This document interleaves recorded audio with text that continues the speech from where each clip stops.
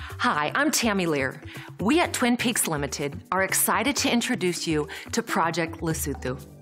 In rebuilding a community, there are three necessary components: natural resources, man-made resources, and teamwork.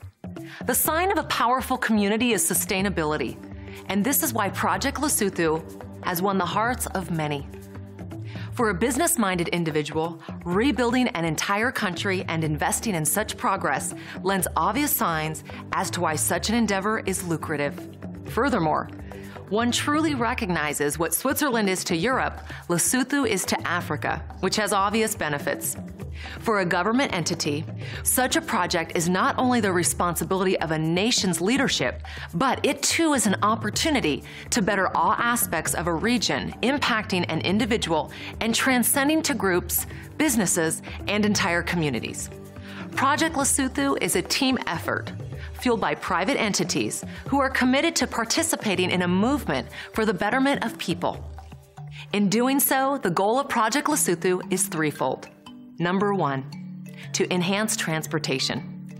Number two, to enhance the natural resources. And number three, to elevate the standard of living.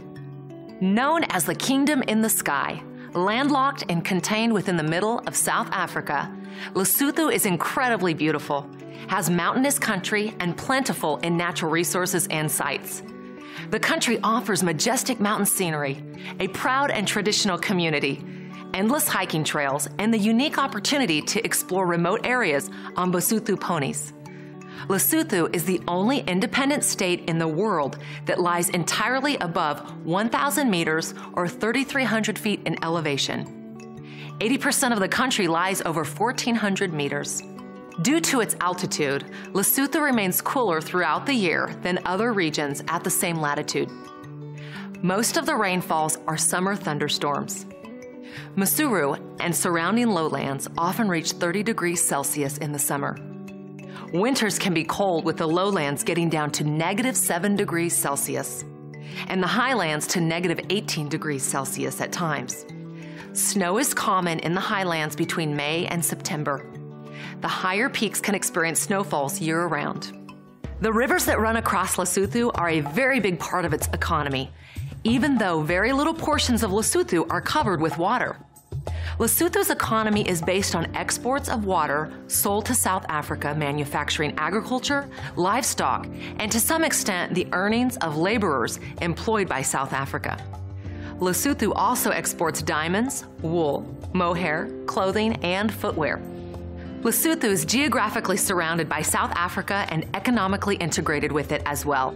The majority of households subsist on farming or migrant labor, primarily miners who remain in South Africa for 3 to 9 months.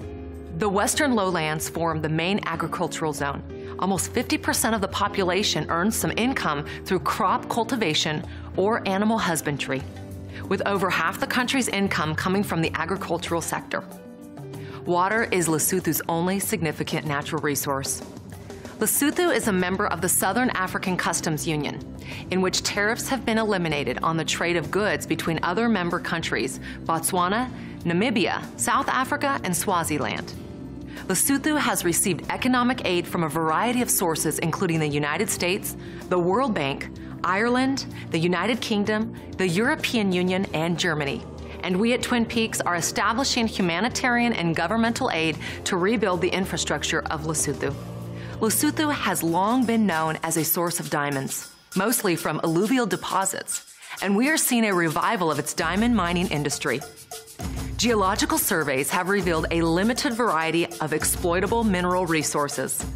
Mineral production contributed to 3% of the GDP between 1995 and 2001. In 2001, 1,140 carats of diamonds were produced. We extracted mostly through rudimentary methods, down from 1,500 in 2000 and 9,660 in 1998. Artisanal miners also produce small amounts of fire clay, gravel, dimension stone, and crushed rock for domestic consumption. We at Twin Peaks intend to use these natural resources to develop housing, roads, and infrastructure for the local community, which integrate all functions of Project Lesotho.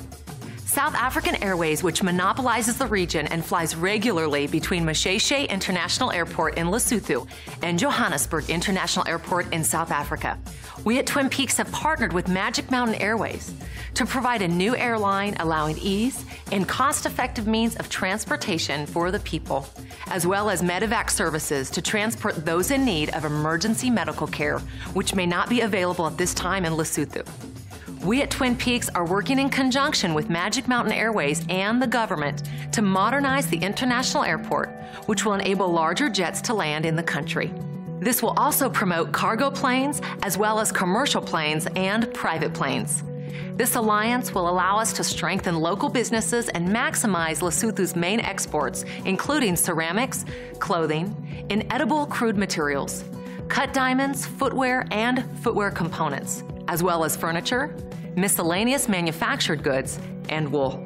The main imports include cereals, electricity, food ingredients, machinery, medicines, miscellaneous manufactured goods, oil products, and petroleum products.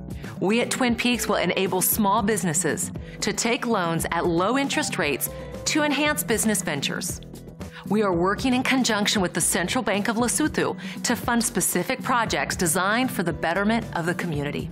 Not many know that Lesotho has its own hydroelectric power station and is a big provider of electricity in some South African regions. The monies which are made are used to stabilize the economy in Lesotho. And we at Twin Peaks intend to elevate the income, and the manner in which we are going to do so and accomplish this is through the wind turbine electricity generation. Because of the high mountains and the deep valleys surrounding Lesotho, there are large amounts of wind activity that can be harnessed and used by the local population or sold over the borders to South Africa. We at Twin Peaks will be funding a number of these wind farms, hopefully to start within the next 18 months. Last but not least, all of these projects cannot be executed without manpower. To enable a strong and healthy workforce, we must establish housing, roads, and infrastructure, including schools and hospitals. Twin Peaks will enable these projects to take place by bringing in funding, which will be given to the central bank in which it may be dispersed to accomplish these goals through the local government. This is all possible through the vast support from the different ministries within the Lesotho government. A major factor for the success of these projects is due to the efforts and the extended cooperation through the Lesotho government in the United Kingdom. I hope you have enjoyed learning about Project Lesotho and our goals. From our family at Twin Peaks Limited to you, we look forward to a prosperous restructuring of Lesotho.